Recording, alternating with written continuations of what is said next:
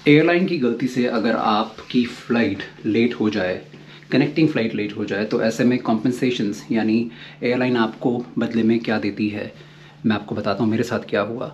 दिल्ली से जाना था हवाना और क्यूबा, लेकिन मेरी जो फ़्लाइट थी ये यूनाइटेड एयरलाइंस की, ये आती है वाया न्यूयॉर्क होकर, यूएसए होकर। मेरी जो दिल्ली से न्यूयॉर्क की फ़्लाइट थी वो पहुंची लेट, इतनी लेट कि मैं अगली फ़्लाइट को नहीं पकड़ पाया। अब मैं वहाँ पहुँचा, न्यूयॉर्क में जो ट्रांसफ़र डेस्क था उन्होंने बताया कि आपको अगली फ़्लाइट मिलेगी 24 घंटे बाद। लेकिन इन 24 घंटे में आप कहाँ रहेंगे, इसके लिए उन्होंने एक होटल दिया, ये है मेरा कमरा, और उन्होंने दिए मुझे मील वाउचर्स $15 के। तो ये है कॉम्पेंसेशन पॉलिसी यूनाइटेड की। ऐसे बहुत सारी एयरलाइंस की भी यही पॉलिसीज़, ऐसी कुछ पॉलिसीज़ हो सकती हैं। अगर आप भी कुछ इस तरह की परेशानी में फंसते हैं जहाँ एयरलाइन की गलती होती है और फ़्लाइट डिले हो जाती है, आगे की कनेक्टिंग फ़्लाइट छूट जाती है, तो कॉम्पेंसेशन लेना बिल्कुल मत भूलिएगा।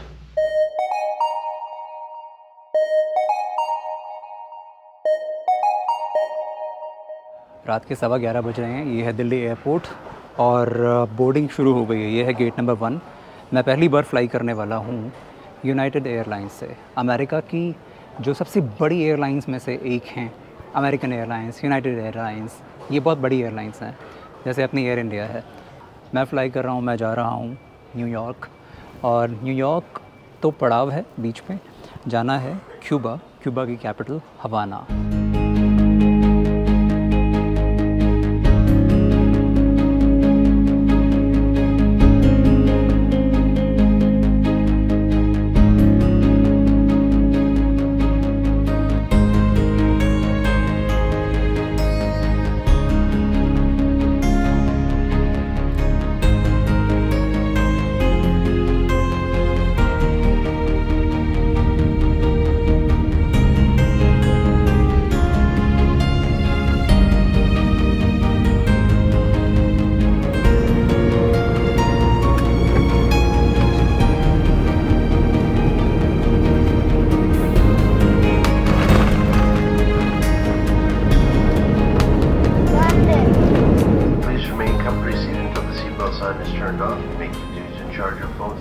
ये है न्यू जर्सी का एयरपोर्ट, न्यूयॉर्क का पड़ोसी EWR।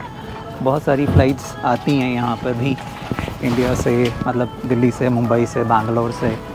जिनको न्यूयॉर्क आना होता है वो, उनके लिए एक अल्टरनेट ऑप्शन है ये वाला एयरपोर्ट न्यूयॉर्क।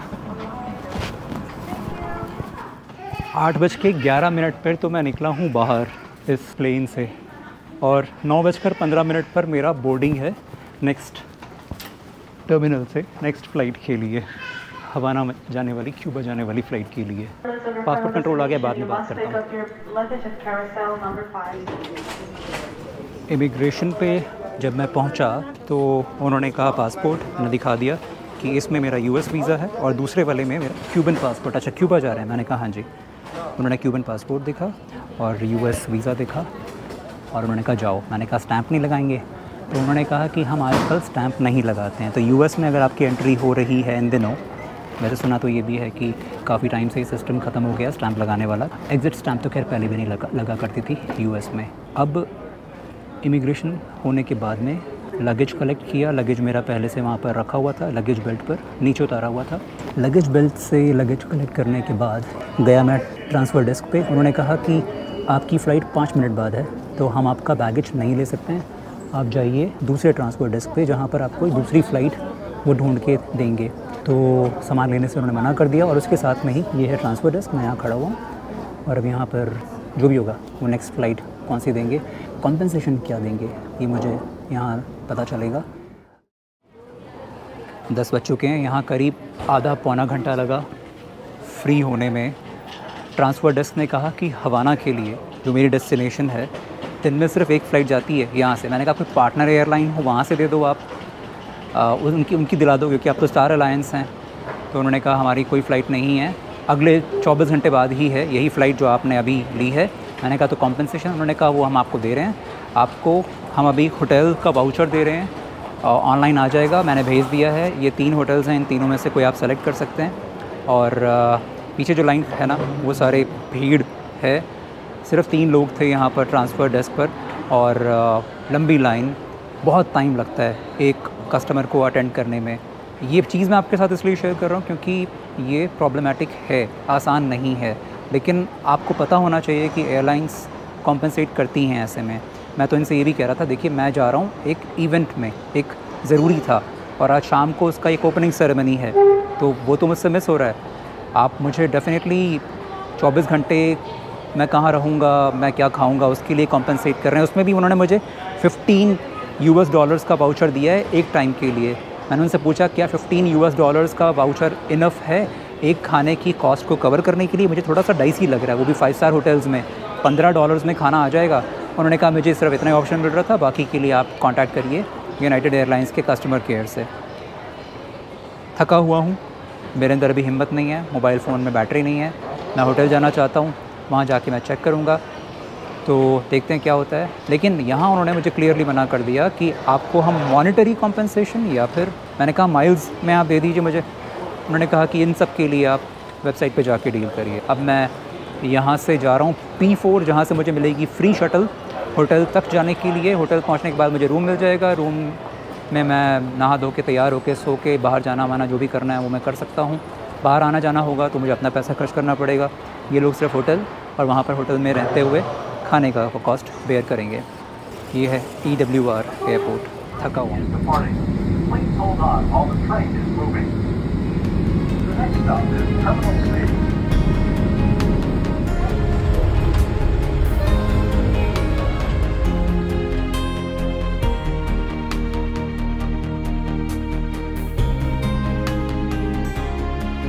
ये आ गई मेरी शटल और ये अब लेके जा रही है मुझे मेरे होटल। 7 मिनट का रास्ता है यहाँ से मेरे होटल का। होटल का नाम है holiday in.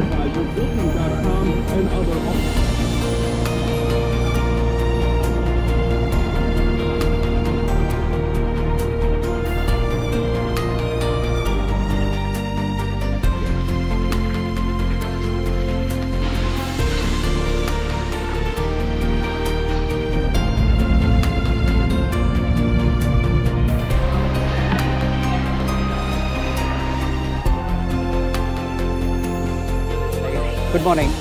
Do we have any special counters for Cuba check-in? Cuba check-in. You see where that sign is? That's where you're gonna check in. United, the red. या क्यूबा जाना आसान नहीं है। America से अगर आप ख़ास तौर पे जा रहे हैं, अमेरिका ने एक एम्बार्गो लगाया हुआ है क्यूबा जाने वाले सभी पैसेंजर्स के लिए, और उनकी ऑफिशियल वेबसाइट्स, अमेरिकन एडमिनिस्ट्रेशन की वेबसाइट्स पर ये साफ साफ लिखा हुआ है कि अगर आप क्यूबा जा रहे हैं अमेरिका से टूरिज़म के लिए, अलाउड नहीं है। कुछ रीज़न्स हैं, सिर्फ उन्हीं को, अगर आप उन्हीं पर्पस से जा रहे हैं तभी आप अलाउड होंगे। मैंने तो दिल्ली से ही वीज़ा ले लिया था, लेकिन अगर आपके पास में वीज़ा नहीं है और आप क्यूबा घूमना चाहते हैं तो आपको एयरपोर्ट से मिल जाता है एक ट्रैवल कार्ड। यहाँ न्यूयॉर्क एयरपोर्ट पे मिलता है वो $85 का। कैसा दिखता है मैं आपको स्क्रीन पर दिखा दूँगा। लेकिन आपके पास में, क्योंकि अगर आप US से जाएंगे तो या तो आपके पास ग्रीन कार्ड होगा, US सिटीज़न होंगे, या फिर आप US का वीज़ा होगा। जैसे मेरे पास US का टूरिस्ट वीज़ा है B1 B2। Thank you ma'am. These are your baggage claimer right here. Yeah. This is the one that you want. It goes Yeah, in okay. case something happens. The number 15. Okay. I make a little mark. Okay.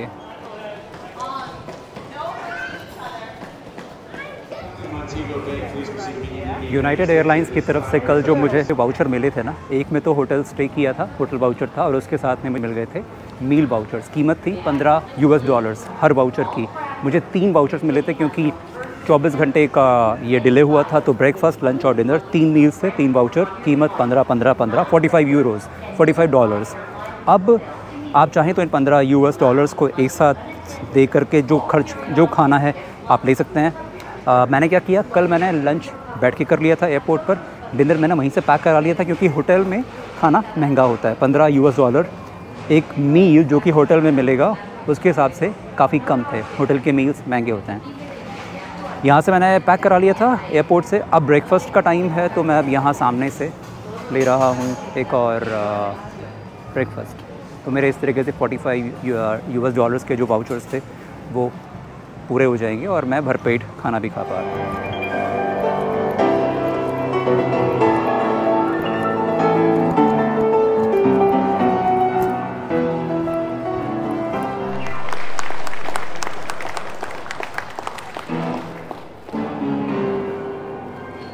ये भाई साहब एक passenger हैं piano रखा था, इन्होंने बजाना शुरू कर दिया और जनता खड़े होकर इनको देख रही है।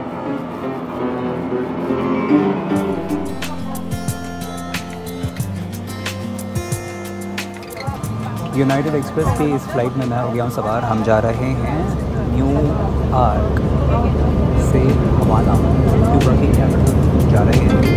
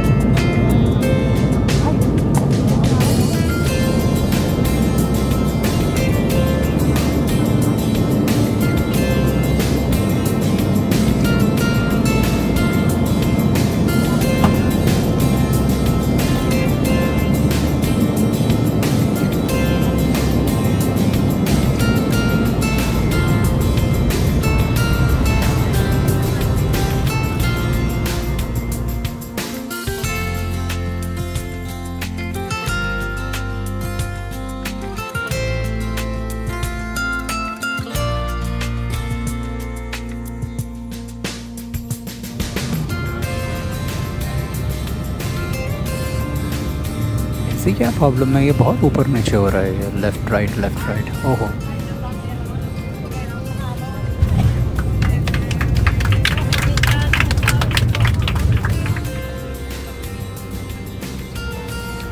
ये है यूनाइटेड एक्सप्रेस एयरवेज़ का छोटा सा प्लेन और इधर खड़ा है अमेरिकन का जहाज़, अमेरिकन एयरलाइंस का। चलिए जनाब, फाइनली पहुंच गए हवाना। अमेरिकन्स बोलते हैं इसको हवाना। तो ये है क्यूबा की राजधानी हवाना। जब मैं लगेज बेल्ट पे पहुंचूंगा, मुझे सबसे पहले ये देखना ज़रूरी है कि मेरे दोनों बैग्स, मेरे 2 चेक्ड इन बैगेज थे, वो पहुंचे हैं या नहीं। तो क्योंकि उनमें से एक बैग के बारे में उन्होंने मुझे कहा था कि आपका जो लेस इम्पॉर्टेंट बैग है ना, वो आप मुझे बता दो। कई बार ये फ़्लाइट भरी होती है तो हम लोग वज़न को बैलेंस्ड रखने के लिए, ज़्यादा ना हो फ़्लाइट में वज़न, एक बैग को बाद में भिजवा देंगे। मैंने कहा कहाँ भिजवाओगे आप? मैं जहाँ रुका हुआ वहाँ। बड़ा शोर आ रहा है यार, यहाँ दाएँ बाएँ बहुत सारे पैसेंजर्स हैं, बहुत शोर कर रहे हैं। तो खैर ये बताना था कि यहाँ इस रूट पे अगर आप यूनाइटेड से सफ़र कर रहे हैं तो हो सकता है कि आपके साथ में भी आपको ये परेशानी का सामना करना पड़े। बहुत सारे जो पैसेंजर्स हैं वो खड़े हो गए हैं और एक भाई साहब तो जैसे बस में नहीं सबसे आगे खड़े होते हैं और पैसेंजर्स की तरफ देखकर बताते रहते हैं हम यहाँ पहुँच गए, आपको ये करना है वगैरह वगैरह। तो एक्चुअली एक भाई साहब हैं जो वहाँ सामने खड़े हैं, वो मेरे ख्याल से हैं वो एक ट्रैवल गाइड और एक बड़ा ग्रुप लेकर आए हैं। तो जब हम लैंड हुए तो पीछे मुड़ के देख के बात करने लगे और बताने लगे स्पेनिश में। तो कोई स्पेनिश ग्रुप है उनके साथ।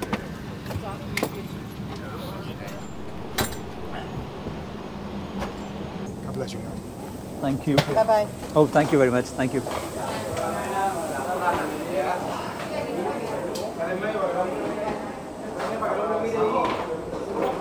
ये था मेरा छोटा सा नन्ना मुन्ना जहाज़।